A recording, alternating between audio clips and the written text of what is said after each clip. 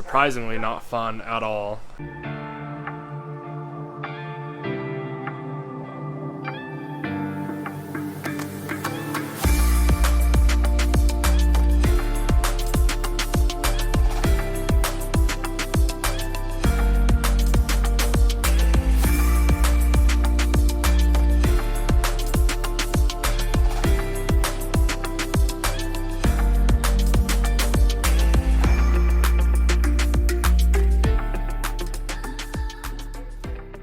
We are back at the pond and we may or may not have an issue with the fiberglass. So we filled it up with water. You can see the water line. Pretty much filled it up right above this pipe here just to see if this was going to leak or not, because I was worried about that. Good news, it did not leak at all. No leaks anywhere. Everything was really good. But we left the water in here for a few days. We came back and something really weird happened. Everywhere where the water was a super light gray color. So we were worried it was pulling the pigment out of the gel coat. And the Gelcoat feels cured. It's all hard and I can't get a fingernail in it or anything. So we figured it's good, but we're thinking maybe it's just not completely cured and pulled the pigment out. But now that we got the water out and it's sat for a day, it's turned right back to black, which is really weird. So we got with the company I bought the fiberglass from. I figured I'd just ask the professionals their opinion. They didn't know what was going on, so they called the company that manufactures it and talked to their chemist. And he basically said that pure black is just a really hard color. It's the reason they don't make black pools. And he said it's the reason people don't gel coat boats black, I guess. I didn't know any of this, but he said usually if they do, they just paint it and clear gel coat over it. But I don't know. I'm not a professional at this. This is my first time doing it. So he assured me that it's not leaching chemicals into the pond at all. It's just the black is not going to do good with being submerged in water all the time. But that's kind of weird because I know I've seen YouTube channels and stuff where people do black fiberglass on ponds, but it's mostly in the UK, so I know they use different products than us here. So I don't know. After a bunch of research, I pretty much figured out that gel coat and top coat are two different things. This is all gel coat, but to turn gel coat into top coat, you add 2%. Some recommend 1.5%, some recommend 2%, some recommend more. But you add the surfacing agent to it. So we did add the surfacing agent to this, if you remember, but we only added it at 1% because of the temperature, and that's what was recommended to me.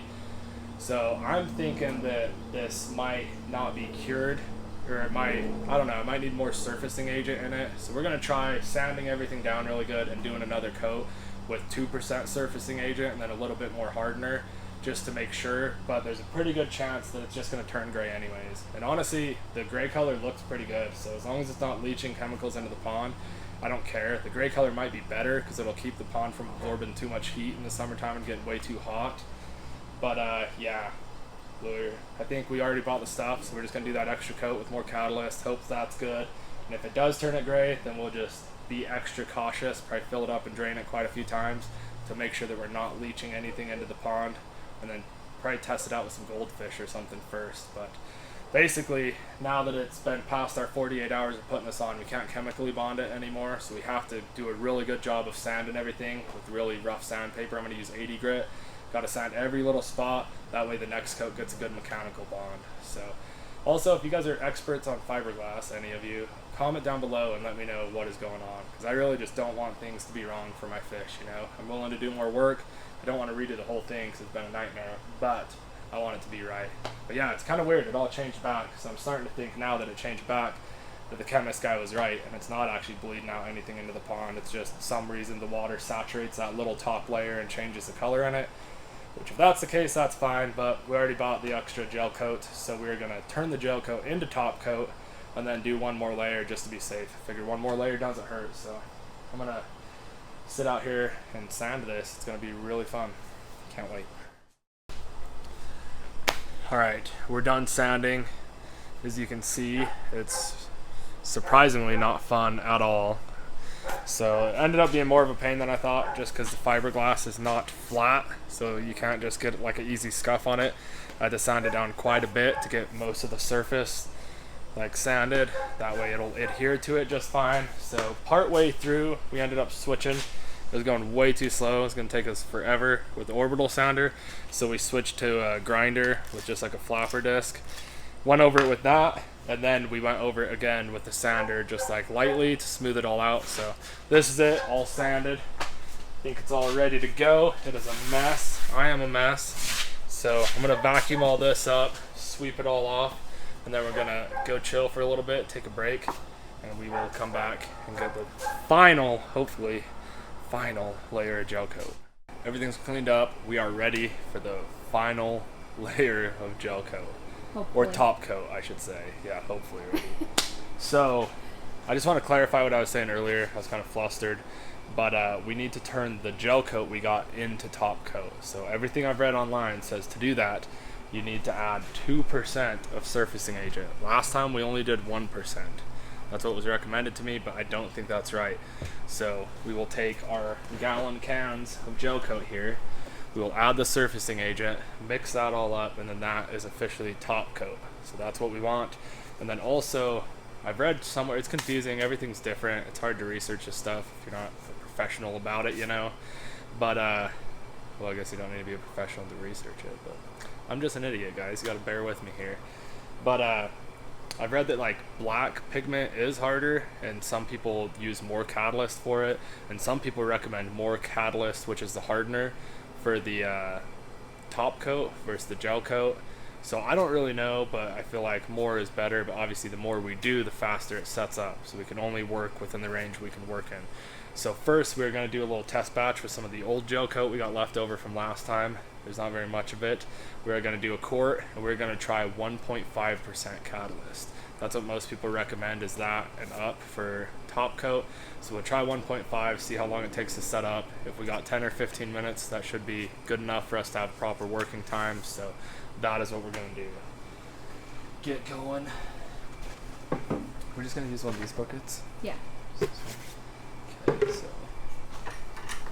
also make sure you shake it up. This is just a test batch. It's going to get ditched anyways, so I don't really care about it too much, but especially if you have gel coat that already has a pigment in it, everything's set to, the pigment will settle to the bottom, so you got to make sure you shake it up good like this. Is that what the people want to see? That's creepy.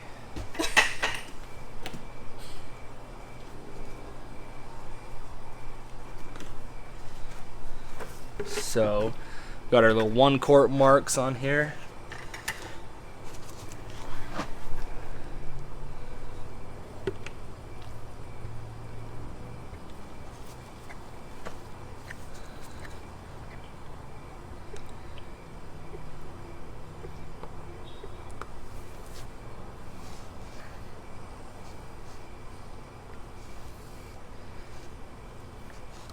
Is that it? It's close. I think that's good. Yeah. Okay.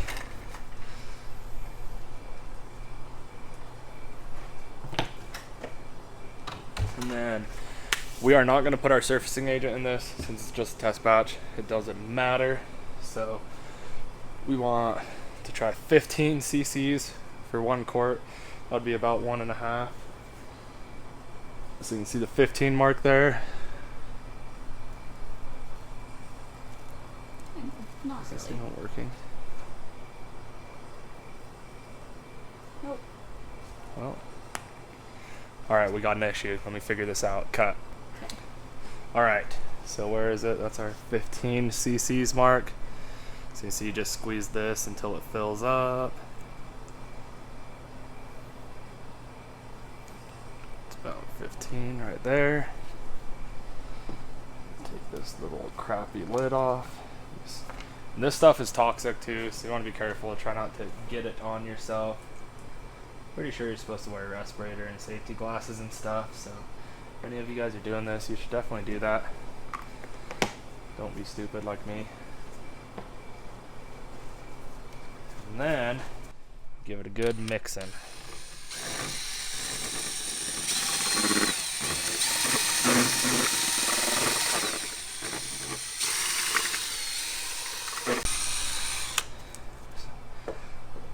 So now we are going to let that set up, and we're going to pretty much time to see how long it takes to set up.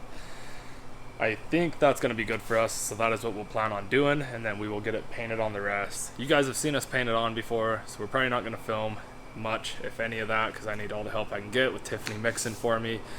But yeah, I don't know, this isn't the most exciting video, but I just wanted to be transparent and show you guys all the issues we're having with the pond too. You know, we're not professionals, we are just normal people doing stuff based off the research we do, so we do have issues, and I want to show people that if you do stuff yourself, you're gonna have issues. It's not as easy as everybody makes it look, but that's all right. You can always figure something out and work through the issues. So we will show you guys this once it's all done, get some cool clips of it, and that is it. Thank you for watching.